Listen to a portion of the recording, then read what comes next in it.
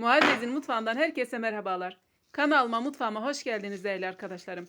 Çıtırtıyı da duyduğunuza göre ben hemen tarifimin yapımına başlıyorum. Başlıkta da gördüğünüz gibi akşamdan kalan pişmiş etlerimizi bu şekilde değerlendiriyoruz. 2 adet kuru soğan, 2-3 adet yeşil biberimizi de küçük küçük doğradıktan sonra yarım çay bardağı sıvı yağında iyice pişiriyoruz. Kavurduğumuz soğanla biberlerin üzerine yarım yemek kaşığı domates salçası, yarım yemek kaşığı biber salçasını da ekleyip kokusu çıkana kadar kavuruyoruz. Malzemeler listesini detaylıca açıklamalar kısmına yazıyor olacağım arkadaşlar. Oradan da ulaşabilirsiniz. Elinizde kalan tavuk etinize göre de sebzelerinizin sayısını, miktarını çoğaltabilirsiniz. Ve görmüş olduğunuz 2 adet but kadar göğüs olur. Herhangi bir etten yapabilirsiniz. Üzerine tuz, karabiber, pul biber ve isotumuzu da ekleyip güzelce etlerimizle birlikte kavuruyoruz. Dediğim gibi detaylı bir şekilde malzemeler listesini açıklamalar kısmında yazıyor olacağım. Ve en son üzerine bir çay bardağına yakın suyunu da ekleyip 1-2 dakika kadar daha kavurduktan sonra artık altını kapatıyorum. Bu şekilde ıslak nemli olması hamurumuzun üzerine güzelce sürebilmemiz için önemli arkadaşlar. Su kesinlikle koymanızı tavsiye ediyorum.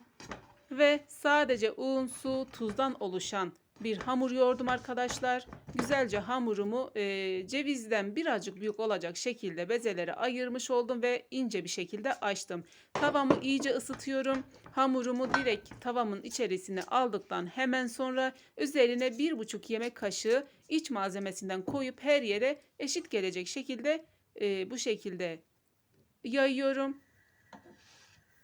Ve altı kısık bir şekilde tavamızı ilk başta ısıtıyoruz. Sonra kısık bir şekilde lahmacunlarımızın altı, hamurumuzun altı iyice pişene kadar bu şekilde pişiriyoruz arkadaşlar. Gerçekten hem çok pratik hem çok lezzetli ve elinizde kalan tavuk etleriniz varsa ertesi güne rahatlıkla deneyebileceğiniz, rahatlıkla yapıp çocuklara beslenme çantasına koyabileceğiniz bir tarif oluyor.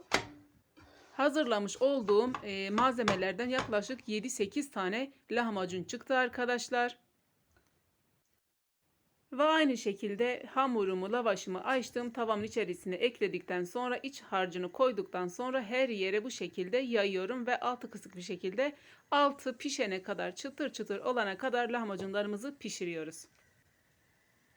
Kesinlikle denemeniz gereken bir tarif. Aklınıza takılan bir soru varsa yorumlar kısmında bana bildirebilirsiniz arkadaşlar. Kanalıma ilk defa geldiyseniz kanalıma abone olup bildirim zilini açmayı unutmayın ki bundan sonra gelecek bütün güzel tariflerden haberdar olabilirsiniz.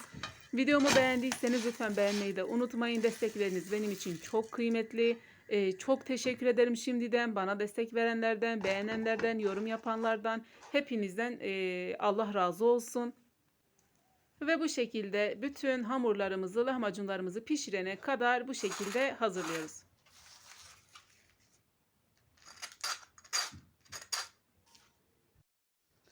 Ve çıtırtısını da duyduğunuza göre kesinlikle denemenizi gereken bir tarif diyorum arkadaşlar. Gerçekten yiyenler tam not aldı. İç malzemesi tamamıyla sizlere kalmış. Azaltıp çoğaltabilirsiniz. Ha bu arada pişmiş etiniz yoksa bu şekilde tavuklu denemek istiyorsanız direkt tavuk kıymasından da hazırlayabilirsiniz arkadaşlar. Bu da sizlere güzel bir püf noktası olsun.